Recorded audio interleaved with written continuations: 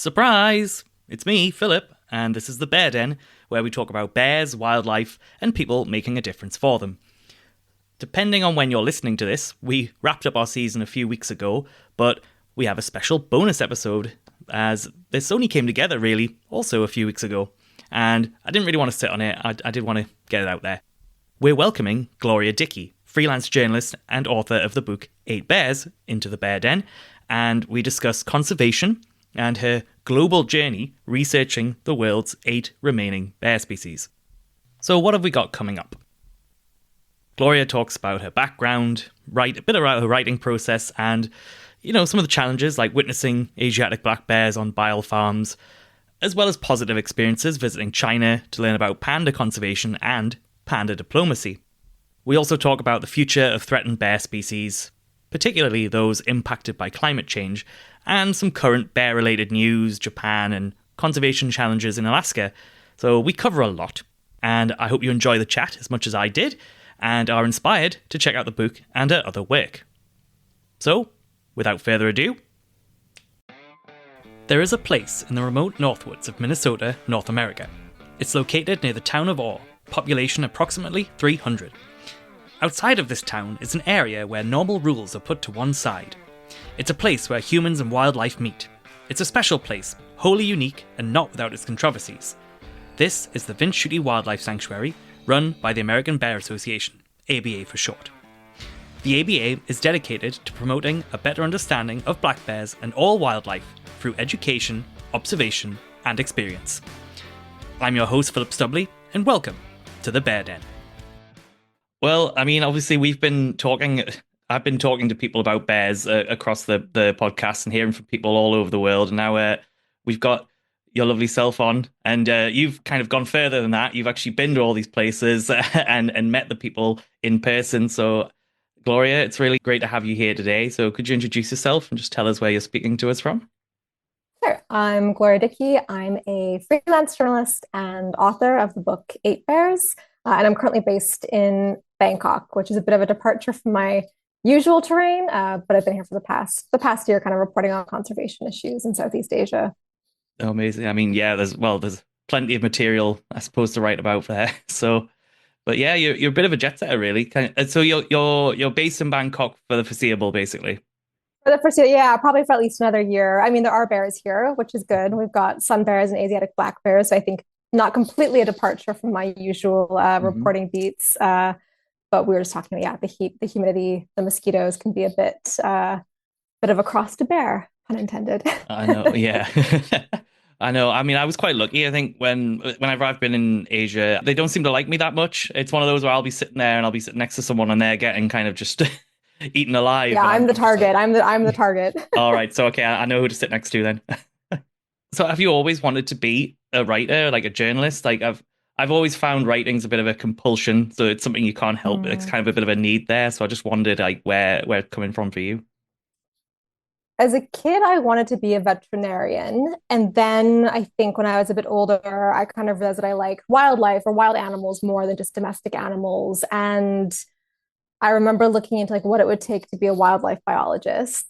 And my forte was not math or like physics or chemistry. That was kind of at school. I despised those classes. I really enjoyed writing, English, languages, geography too. So I was a little bit dismayed, I think, at that time of like, oh, like I'm not really good at what it would take to be perhaps a wildlife biologist, at least to get through school for it, and chemistry and physics and all of that.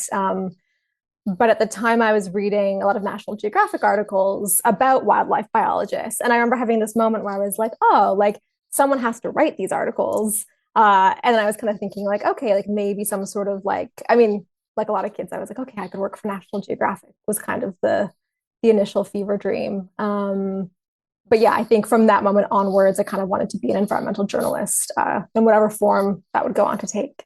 That's right. And I think, well, you've lived that dream out, right? You've written for National Geographic, haven't you?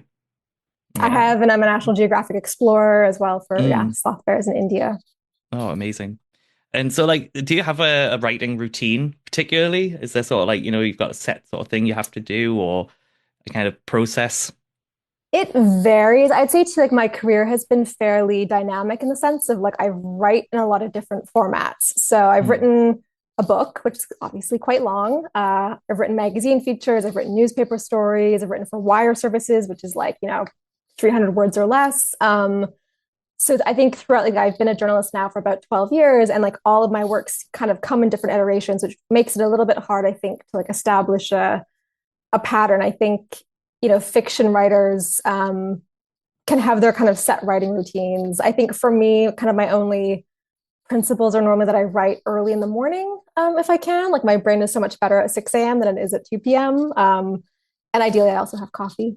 So those are Yeah, kind of my always my two helps. things. In terms of where I write, I typically would always like to work from cafes to write most things. I like to be around people when I'm working, not like library, quiet solitude. But in Bangkok, I actually write from home a lot more. I've kind of gotten into like the double screens, double laptop thing. So it's so much easier when I'm looking at like a lot of notes and scientific studies and interviews. Like it makes me a little bit more predisposed to staying at home, Yeah, no, which maybe is a bad thing. I'm a victim of the double screen boom as well. I'm just like, if you I struggle if I've got one nowadays. But Yeah, when I well, wrote Eight Bears, I did it all on my laptop, and now I look back and I'm like, I don't know how I wrote a book on my laptop, but there we go. I mean, people did it on typewriters and things before, So That's true. They wrote pen and paper too. yeah, yeah. But all right, okay. So I don't know why you just made me think of it as Hemingway when you were talking about writing in the morning, because that was kind of his thing, wasn't it? Like write Mm. till midday, then hit up the bar. Yeah, that sounds like the journalist lifestyle. But Yeah. yeah, I mean, I love working for myself in part just because you can kind of work in the rhythms of when your brain works the most, Mm. versus like having to subscribe to 9 to 5 or 9 to 6. It's like, okay, if I know that I work best starting my day at 6 or 7 a.m., I can kind of do more of that. Yeah. Yeah. I guess sometimes I suppose inspiration can hit it at any time. So you might just kind of end up scribbling away on whatever's nearest notepad or whatever. Yeah, I find too, like if I'm going, I used to always go for walks. Like whenever I have a big story to think about a process, going for like a long walk will really kind of like start to shape how I want to frame it and structure it in my head. So that was always like a writing advice that I would often give to people too, is like Mm. if you're struggling with something, like go for a walk to work through it. I think yeah, it's like the sort of I would always do the thing where if you're struggling with something, put it in a drawer, throw it to one side for a while, walk away, yeah, and then come back to it. I think that's always helpful. Yeah. Mm. So yeah, what about bears? So how did the sort of association with bears come from? Have you always been interested in bears? I know you said you want to be like wildlife biologists, so I'm guessing Mm. it stemmed from childhood. Yeah, I mean, I always like wildlife. I don't remember like the particular moment where I kind of was like, bears are it, bears are my thing. I have some kind of like nascent early childhood experiences. I did not grow up with like a favorite teddy bear. My brother did. I had cats and a bunny, so I did not have like a teddy bear association that I write about in my book. I think one of my earliest memories, though, was that, and I wrote about this briefly in my book too, was that we used to go to the Canadian Rockies when I was a kid, because my grandparents lived near there. And my mom was extremely afraid of grizzly bears. And so she would put me on this like little like leash whenever we were going on like the trails or anything around, the camp, because she was so afraid that a bear would come and grab me. And my brother was allowed to kind of go ahead and do what he wanted. And I remember being very frustrated that I was kind of tethered, and I couldn't run off into the woods to look for animals. So I kind of said, it's kind of parental irony, of course, that you end up with a kid who's like, well, now that I'm an adult, I'm going to chase the bears around the world. Well, yeah, you're off the But for me, leash it now. really, I'm off the leash. I'm off the leash is my form of rebellion. And then, yeah, like where I grew up in kind of southwestern Ontario of Canada, we didn't have bears there. So I think for me, they used to be there. They're in a lot of the US, obviously. They're kind of all around where I grew up, but we were kind of in this like bear desert. And I think that lack of kind of, apex predator, that lack of like big charismatic megafauna made me all the more captivated by bears. And then when I was 23, I moved to Colorado, Boulder, Colorado, which is in the foothills of the Rockies, and there were lots of bears coming to town. And so my first kind of encounters was with those bears that would come into the city and were sleeping in trees and eating apples, and that kind of led into my Oh, sorry. master's project. Yeah. I feel parallels with myself slightly because like when you talk about because obviously in the UK we don't have bears, so and then when I went to Canada, so I lived in Whistler, Vancouver, and then I also went to the Canadian Rockies. That's kind of where the kind of fascination with bears grew from there, for me as well. But that's so Yeah, cool. I think you engage with nature in Mm, like such a different way when you are in a place where you know there are bears. Like your mind just takes on its own wilderness in a way. Like I feel like you're kind of like, wow, like I could see a bear here. I think I was saying I just got back from a trip to Alaska. And there were so many parts of it up in the north. I'm like, oh, it reminds me of Iceland. I was like, oh, this looks, out on the tundra. You're like, okay, this could be Iceland. I'm like, but there could also be a grizzly bear. So like your mind just kind of goes in a different place. And actually, we were down sitting by a stream one day, having lunch, doing some field work, and then and I remember thinking briefly, like this, seems like good bear habitat along the stream with the willows. And then when we were just leaving, about 20 minutes later, someone saw a grizzly bear on the other side of the slope. So it's like you were kind of in bear habitat, in bear country right there. But it feels so calm and normal when it could be any place in the world, then there's bears. yeah, always possibilities. Um, so yeah, I thought like let's talk about Eight Bears. Then you mentioned it. Eight Bears: Mythic Past and Peril Future. It's the book you wrote. So like, what's the 25 words or less kind of pitch? What's it about?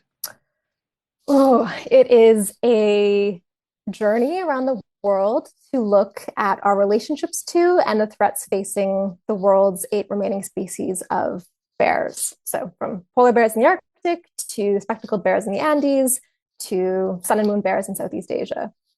Hmm. And so, like, what was I mean, obviously, yes, we've just talked about how great bears are, but what was kind of the main inspiration for writing Eight Bears? Like, what got to a point when you went, I want to write a novel on this, not a novel, but a book on this. Yeah, I was doing a lot of work on American black bears and grizzly bears in Yellowstone. This was kind of the mid 2010s. I was doing a lot of reporting on these topics. The Yellowstone grizzly bear was up for delisting, which it often I is. think it I was still doing is, some isn't reporting it? about. Yeah, I think it still is again. It's always kind yeah. of going like back and forth. The political debate. I was doing some writing on polar bears, and I think one day this is like my recollection, which could be wrong, but I just Googled like how many bears are there? Because I didn't know how many bears existed. And I think I was just like, how many bears? Uh and Google came, I was like eight bears. And I was like, oh, like that's like a pretty good number for a book. Like that's eight clean chapters if you had eight bears compared to some other unwieldy species where there's hundreds of something, right? And then yeah, so that was kind of like the first moment that I thought about it. At the same time, too, I kind of wanted to do more pretty early in my career. I had an interest in working internationally, wanted to get out in the world more beyond just, Canada and the US where I'd grown up. And I was like, okay, well, these bears are also like located in some pretty interesting places to go to. If you were to do a book, right, you could go to the Andes, you could go to Vietnam, you could go to China, you could go to India, right? So it was kind of like appealed to my kind of youthful naivete and wanting to get more international experience with a very doable number of bears. So it's kind of from like a practical standpoint in some ways, in addition to like my interest in what I knew of the North American species. And I think I remember thinking like there were so many books that had been written about grizzly bears and about polar bears and black bears, and there was almost nothing that had been written about the other bear species for a North American audience. So yeah, I kind of was like, I'd like to introduce people to the spectacled bear, to the sun bear, to the sloth bear. I think people would be interested in hearing more about those animals. Yeah, no, that's great. Yeah, and I mean, yeah, you're right about stuff like the sloth bear, sun bear. It feels like there's so much that we don't know about them still. So it's always fascinating to read about them, I think. So, how long did it take to put the book together then? Once you decided you were going to do it, and like kind of, I guess, I mean, obviously you've got to travel all these places and organize that. I imagine it didn't just happen overnight. Mm. Yeah, so essentially, like the very first kind of like, oh, this could actually happen moment was that I went to a conference for environmental journalists in the US in the fall of 2017. And they had like a little session where you had like 2 minutes to kind of like roughly pitch a book idea. And they'd assembled this panel of editors who would come and they would give you feedback. It's kind of just like they would just give you feedback if you were interested maybe in writing a book. And so I stood up, I gave my little like eight bear pitch. And one of the editors there, Matt Weiland at W. Norton, came out to me after. He's like, "Oh, I actually really like your idea. Like, I'd encourage you to get an agent and put together a full proposal to like and then bring it to me. So that took me about a year to write a proposal, maybe a bit less than that, 6 months. So got an agent, which also takes some time. And then the book went to auction. I ended up choosing to go with Matt because I really liked, we had the same vision. He had a very eloquent approach to the book. I was very happy with that choice in the end. And then from there, it was like about 5 years total. So it's a very long undertaking. I Mm. spent 2018 and 2019 fully reporting the book, traveling, living in a backpack. 2020, luckily the pandemic hit, so I could write during that time uninterrupted, into 2021. And then the final 2 years before it came out in the summer of 23 were like fact checking, marketing, more research, kind of tying things together for the release. So all in, I would say like 2017 to 2023 was kind of the Yeah. saga that the book spanned. Yeah. No, it's really interesting to hear the process, just like what goes into it. And I mean, well, Mm. it was, as far as I can tell, by reading the cover, it's been very well received. And all best book of the year in the New Yorker Economist. I mean, was the reception a bit of a pleasant surprise? It was, yeah. I mean, I think like you don't know. I mean, books are so difficult, right? Like, especially like nonfiction, especially like environmental nonfiction can be really difficult. It's a very small corner of the market. I think what I really loved about the publishing process was just like hearing from so many readers. My dad likes to check my like Goodreads reviews every week and tell me like what people are saying. And like it's actually Mm. quite nice to like some people have left like nice comments about how they relate to the book. They've shared their own stories with theirs. So that's kind of been like the gift that keeps on giving is like still hearing from people like every week about what they enjoy. And yeah, of course, like the kind of other merits of acclaim and media coverage is nice too. But eventually that kind of peters off after the first few months, and then what you continue to have is the readers getting in touch.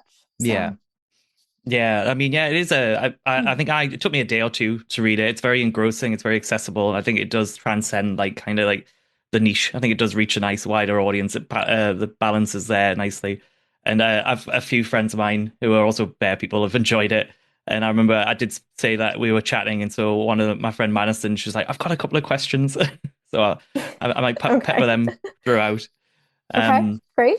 but yeah, so your work kind of focuses on climate change a lot. And so being from Canada, and in the book, you sort of said that polar bears are your favorite. And Mm. so was that one of the best experiences whilst researching for it?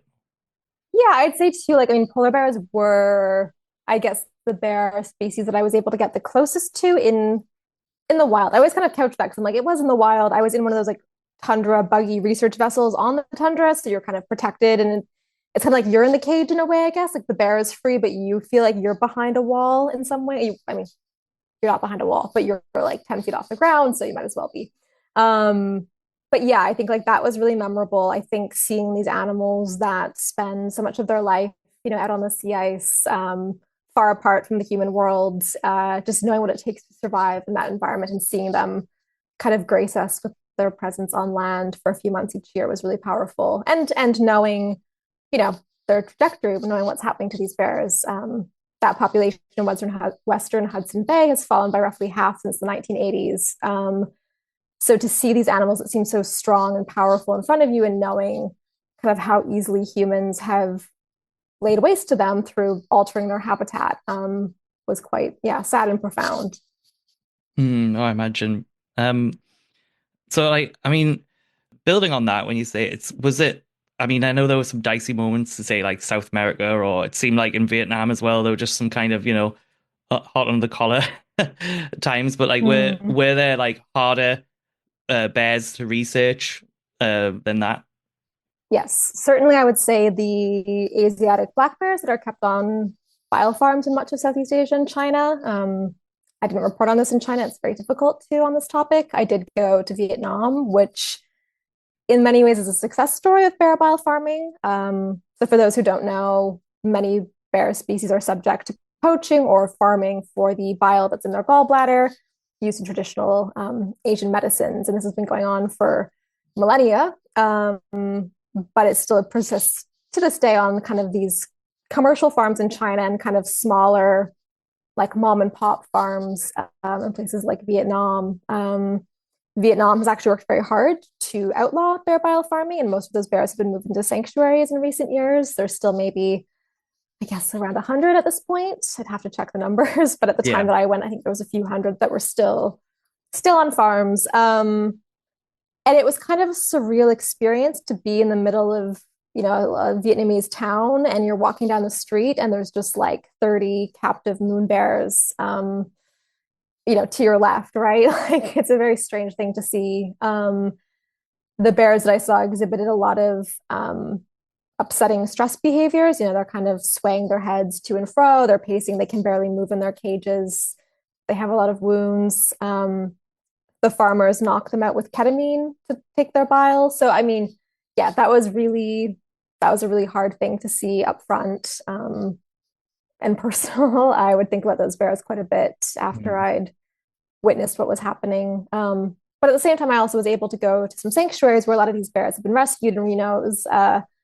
really beautiful juxtaposition to what I'd seen in these villages, which was, hundreds of bears that are happy. They'd be swinging their hammocks, they'd be swimming, they'd have their bear friends. A lot of them were amputees. They'd lost their paws to claw traps when they were poached from the wild. But a lot of them had a very sweet disposition, and yeah, it was a nice way to kind of see what was possible for these bears. Yeah, no, you're right. I mean, it's that kind of like, yeah. Whenever you see sort of an animal that's a wild animal that just doesn't look right, and you see them in a situation like that, and it's like the individual is just kind of it's seen as a commodity. It's just yeah, it's Mm, it's always hard to, but that's kind of it's the different perceptions, I suppose, of people. Like people there in certain countries, like they don't see it like we do, or it's a mm. sort of a hard line to navigate, I think. Yeah. And I remember like my mom was really upset when she kind of read about the bile bears and we talked about Mm, it. And I was kind of like, well, it was upsetting, obviously, but I'm also like, well, in Western cultures, we do keep factory farm animals in very similar conditions, right? yeah, I think for me, like the bear is upsetting because it lives for so long. Some of these bears have been there for 10 or 15 years, um, compared to pigs or cows. But at the same time, like the conditions can be very bad for them as well. So it's kind of easy to be like, oh, this is such a barbaric thing to do. But we do subject a lot of animals to this kind of fate. yeah, no, very true. I mean, I'm not a big fan of factory farming. Yeah, Yeah. I know what you're I saying. think it's strange to see. I mean, it's strange to see such a powerful, like, it's strange to see bears, it's strange to see tigers, it's strange to see these, like, kind of like monarchs of the Mm, wilderness in such conditions. Like, that's what I find, like, really confronting often is when you go, yeah, I've been to zoos and these sorts of places too. But to see these very regal animals kind of brought down to like this, inhuman existence is quite darkly memorable. yeah, it stays with you. And I suppose, well, on a more positive note, what was like the fun side of researching the book there? Well, researching the book in general, yes, there was a lot of fun. I mean, I think it was very much this dance between like light and dark topics, and I think that's kind of in general like the biodiversity beat for a journalist too. Is like there's a lot of gloom, but also there's a lot of like spectacular things in the natural world that hopefully we can kind of still hold on to some of that wonder. For me, like I loved being in China. I loved seeing the pandas, seeing all of the conservation efforts that China had put into protecting pandas. They were building this like giant national park. I actually just visited Chengdu again recently as a tourist, and like it's just so phenomenal to see like how much the social cachet of pandas, right? Like everything is panda.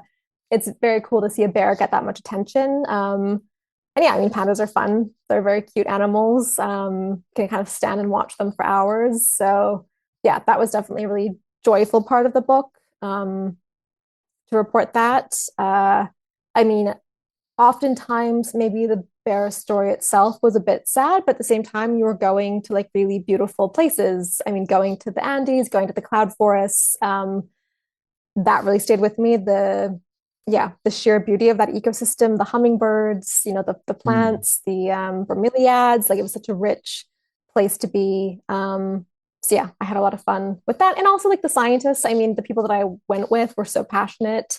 Many of them had dedicated their lives to these animals. So even I think when you were confronted with these dark stories and narratives, like there was always a person who was spending their life trying to make a difference. Yeah. No, that's and that is important. That's why it helps me sleep at night thinking that there's people out there. Everyone's got their sort of interest and passion, and they're all pursuing it. And I like to think that there's someone out there doing doing that work. But yeah, speaking of China, so a big theme of the book was like the changing relationship between humans and bears, and I was kind of interested to actually ask you a bit more about their experience in China with pandas because I kind of liked following the changing relationship there, and you really like beautifully described the history there. Like, I was really, Mm, I mean, I actually ended up getting a copy of The Lady and the Panda, which is a book you reference in there because yes. about Ruth Yes, I Harkness. love that Yeah, book. yeah. So just for anyone listening, she was the first American explorer to bring back a panda to the US, which obviously probably probably a bit problematic saying it like that these days, but it's a fascinating book. I haven't actually read it yet, but it's sitting on the Okay. shelf ready to go. I'm really looking forward to it. There was another book too that came out last year that I reviewed for foreign policy called The Beast in the Clouds. I'm not sure if you've come across that one, but it Oh was no. about the Roosevelt brothers who preceded Ruth Harkness. So it was their first expedition to find a panda. They killed the panda. But it was really interesting to read about kind of like the legacy of that experience and how it impacted like the Roosevelt family's like perception of hunting and like Mhm. conservation. Set as kind of an adventure narrative like in Sichuan, but I think that was a really good one to read to Oh, complement The Lady and the Panda if you're oh, interested for more bear oh, books. definitely. I love that book and I think it would be a great film. I'd love All to see a right. movie made about that story. But anyway. And anyone listening, I think Gloria can probably adapt it. There you go. Well, Roosevelt, they are like they're obviously renowned adventurers as well. There's the have you read the or was it The River of Doubt? It's the one about when Roosevelt I, goes down the River no. of Doubt in South America. Yeah, that one's quite a read. Okay. I'd recommend that.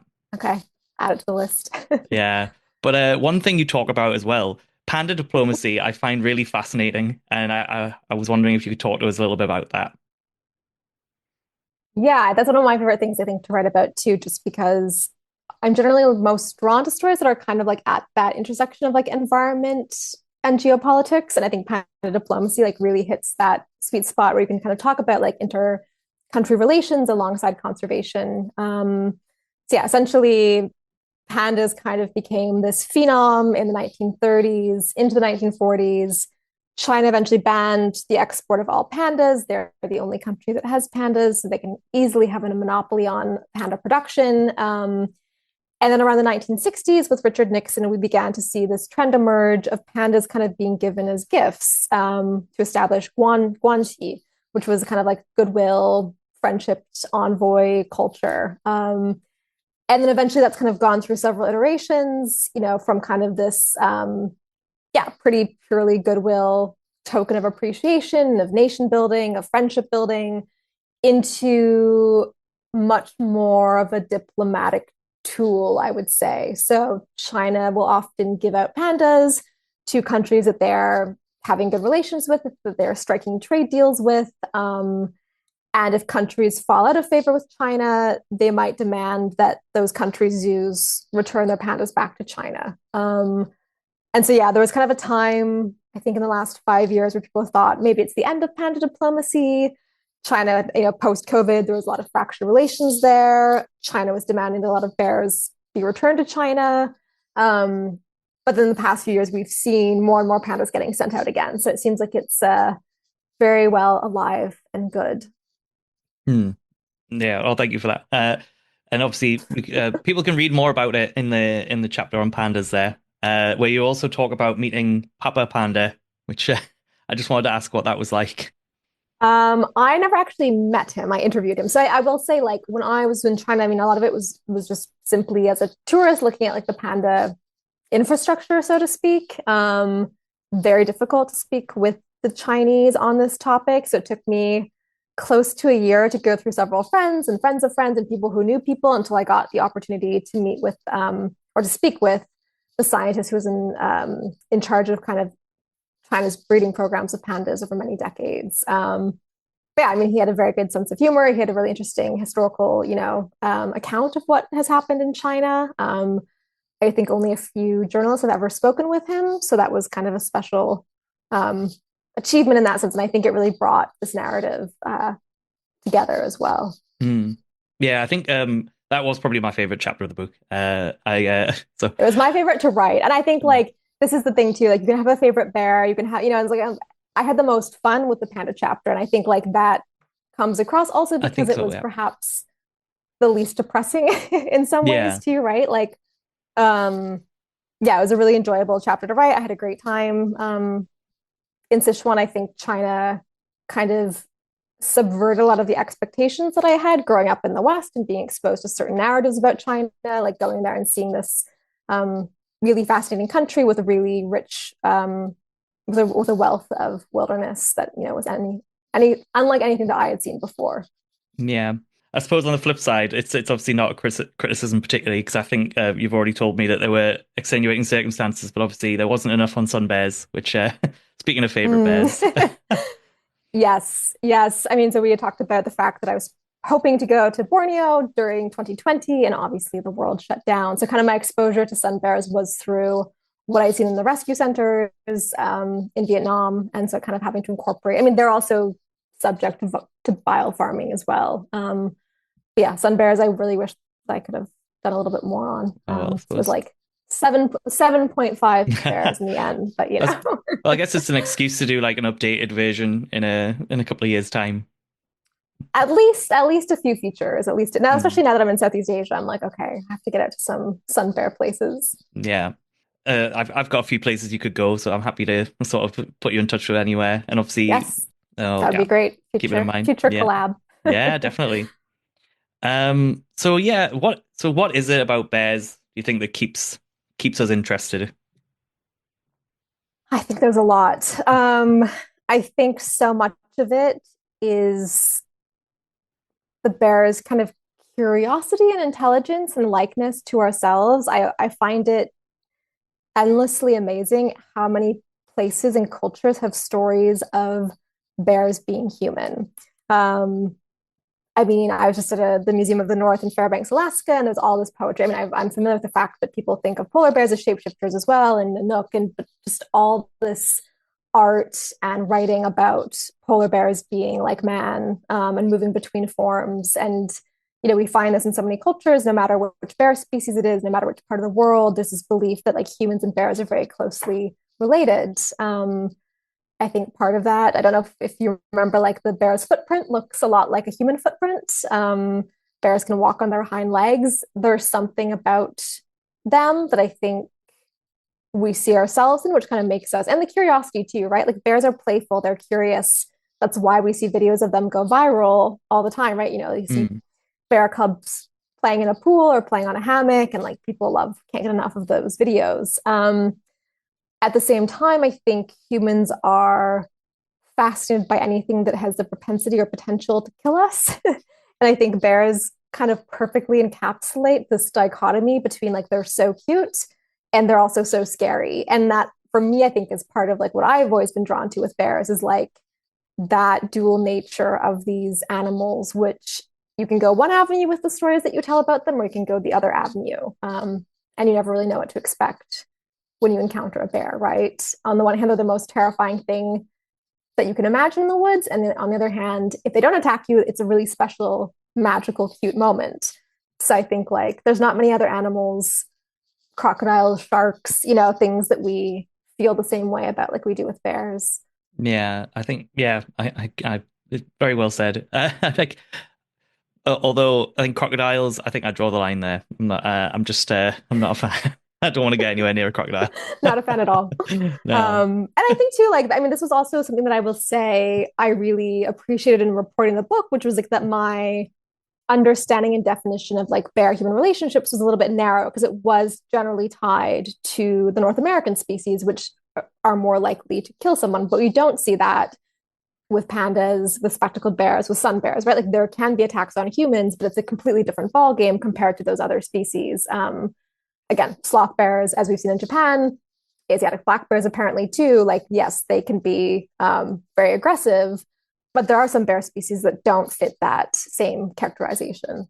Yeah, I think I found like in my conversations with like different bear people, you just find out like you can't put bears in like a neat little box. Like, you can't say that Yeah. this one thing. And each bear is, when you talk about what a bear is, not just a bear, right? It's many different things to many different people, yeah, like you say. Yeah. Yeah. So I appreciate you might not be able to answer this question, but like did your sort of I did allude earlier saying like you mentioned polar bears being kind of one of your favorite species. Did that change at all Mm.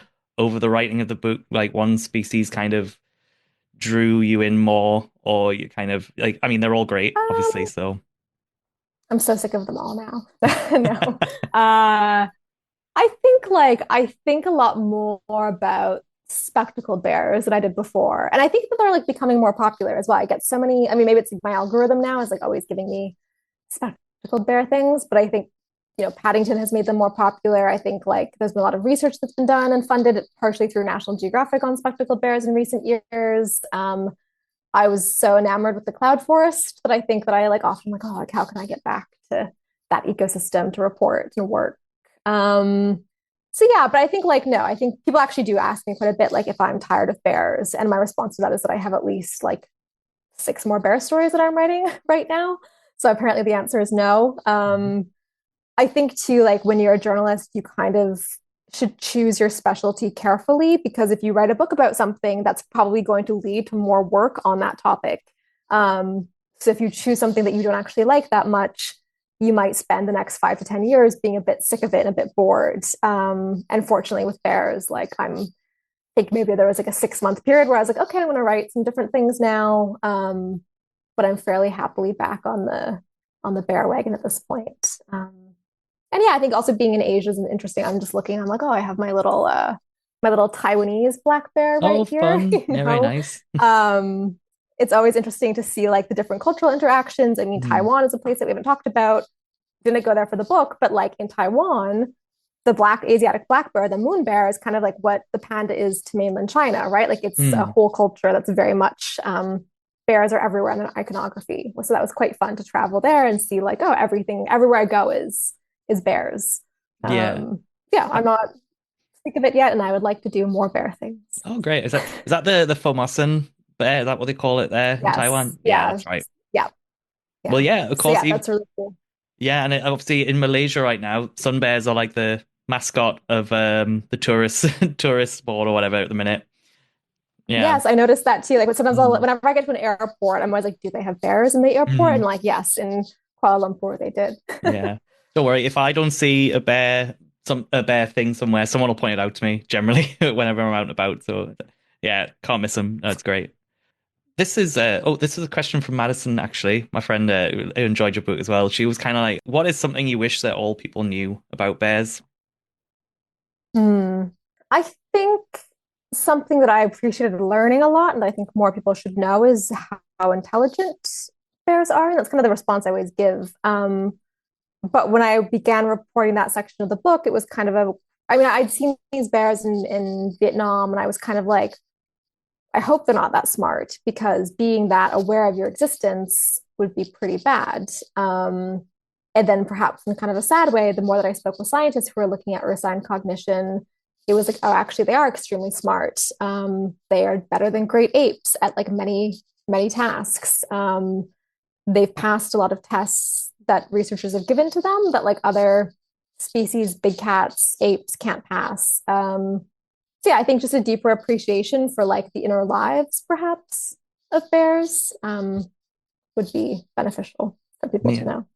Yeah, that's right. I mean, yeah, they're all I feel like I say it all the time. It's like they're all individuals with their own sort of needs and wants, and their life is important, like if not to anyone else, but to them. So yeah. Mm.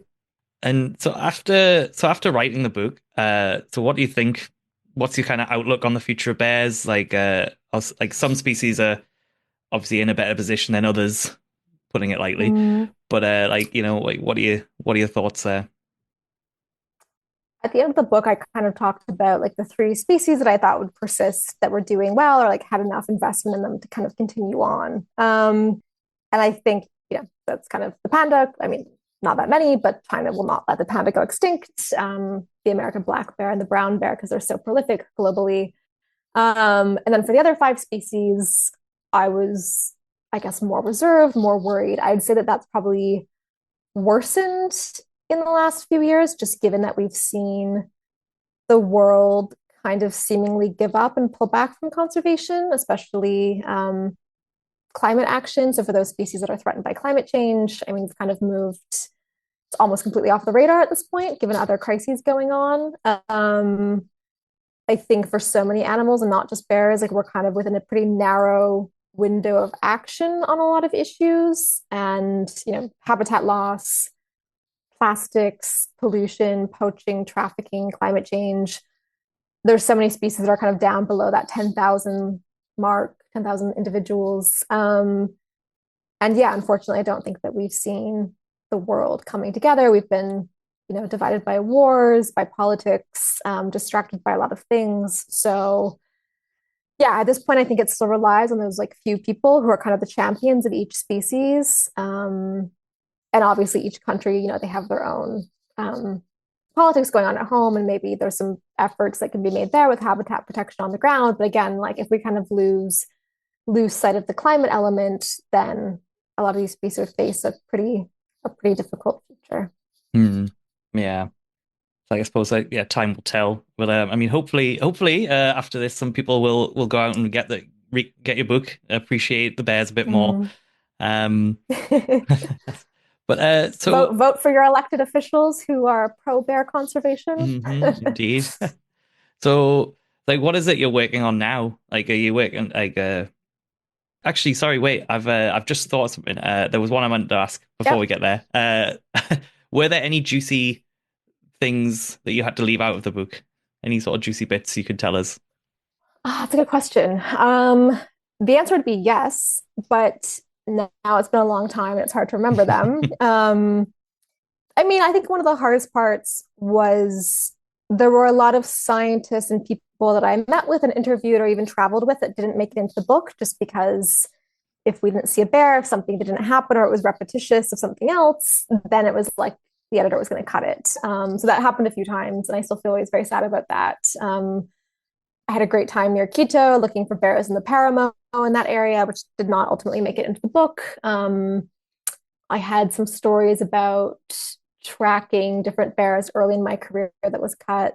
But a lot of those stories too have made it into the world in a different format, which is nice. Like you can kind of publish things separately as like an essay or like snippets and excerpts. So by and large, I've kind of made up, I think, for most of the things that I didn't get to or cut. Yeah, with the exception of maybe the sun bears so far. Don't worry, I'll be But looking yeah, out. to that end too, like I'd wanted to go to Romania as well to report on what's happening with brown bears, and that Mm.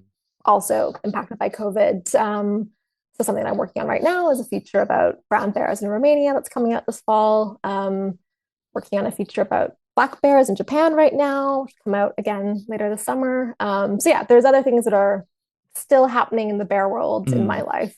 Oh, good. And have you actually been out to Japan to do any research there or for that? Not yet. The plan is to try to get there in the next few months. Yeah, Okay. things can Yeah, take a while to come together. no, I that's think we talked fair. about that before. I Yeah. think we did, yeah, off mic. But it'll be interesting to see what you find because I know that the way it's kind of being reported is interesting because I find like it feels like it's being reported as this new phenomenon that's just happened, but it's something that kind of is stretching back to Mm, 20 years, and it's just obviously it's becoming more of it's been building. yeah. So yeah, that'll be interesting to see what you come out with. I'll be looking out for it. Thinking of Japan, I was watching. Have you ever seen the film Seven Samurai? I've not.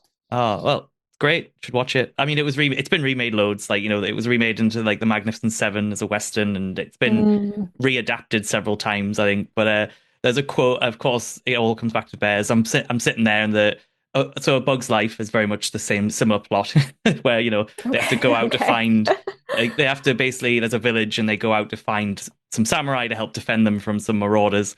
And the villagers at the start are talking and they go, "Oh, how will we find them? We don't have any money. We can't pay them." And one of them goes, "Find a hungry samurai. Even bears come down from the mountains when they are hungry."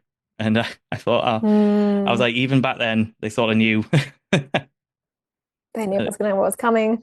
yeah. Yeah, I mean, it's been interesting. Like, I mean, there's still been so many bear incidences already this year too. Once again, Mm. like we're like selling like bear insurance now. You can have like bear shelters at your home, like emergency Oh, wow. things that you climb into if a bear comes. So yeah, I think like I mean I think very attuned to like what's happening with bears because I have like a alert set up for any time a bear gets mentioned in the media. But it is interesting to see these like trends and see what's happening around the world with bears. I don't think, they're not going away. So No. And what is lots it? more stories to tell. Yeah. And any interesting things you've alerted to recently? Just out of curiosity.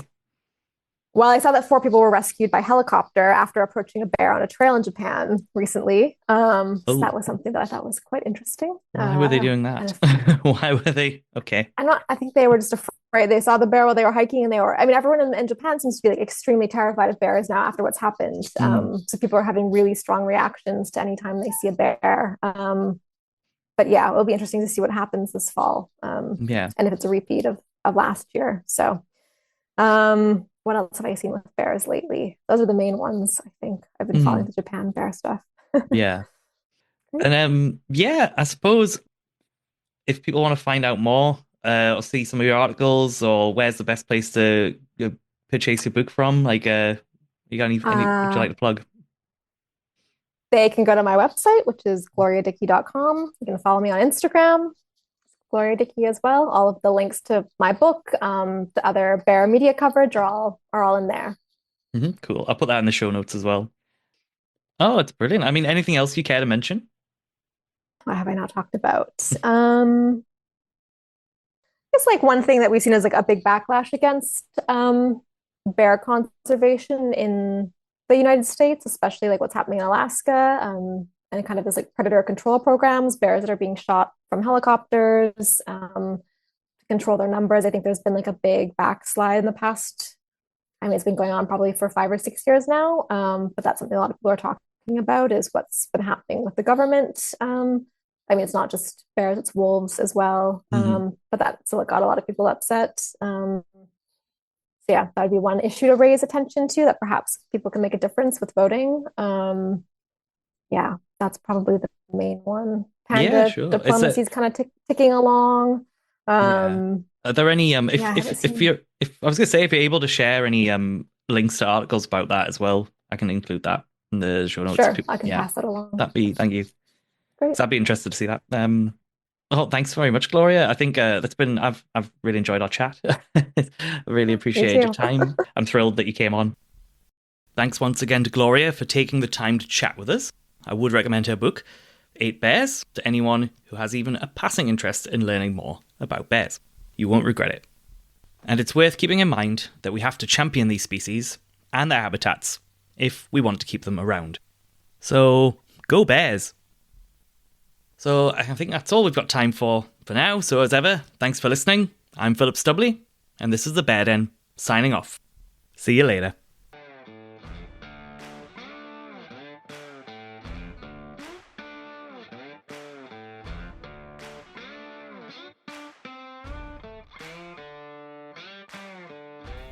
The Bear Den, the American Bear Association podcast, was written and presented by me, Philip Stubley.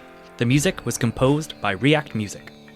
Thank you to everyone who has helped make this podcast possible, including Karen Hausman, Bill Lee, Clary Lee, Stephanie Horner, Donna Brzezinka, Ross Coyer, and Angie Page. You can find out more about the American Bear Association at americanbear.org. You can find Vinchuti Wildlife Sanctuary on Facebook and Instagram. You can ask questions and submit comments about the podcast to pstubley@americanbear.org. The ABA is a special circumstance. We do not condone feeding wild animals. If you enjoy this podcast, help support the ABA either by donating, becoming an ABA member, symbolically adopting a bear, or come visit the sanctuary during the season and say hello. And if you do enjoy this, please do us a favour. It'll barely take you a minute. On whatever platform you're listening to this on, please either follow us or click the bell for updates and notifications. Please share with family and friends and rate the podcast, as it all helps us grow and is greatly appreciated.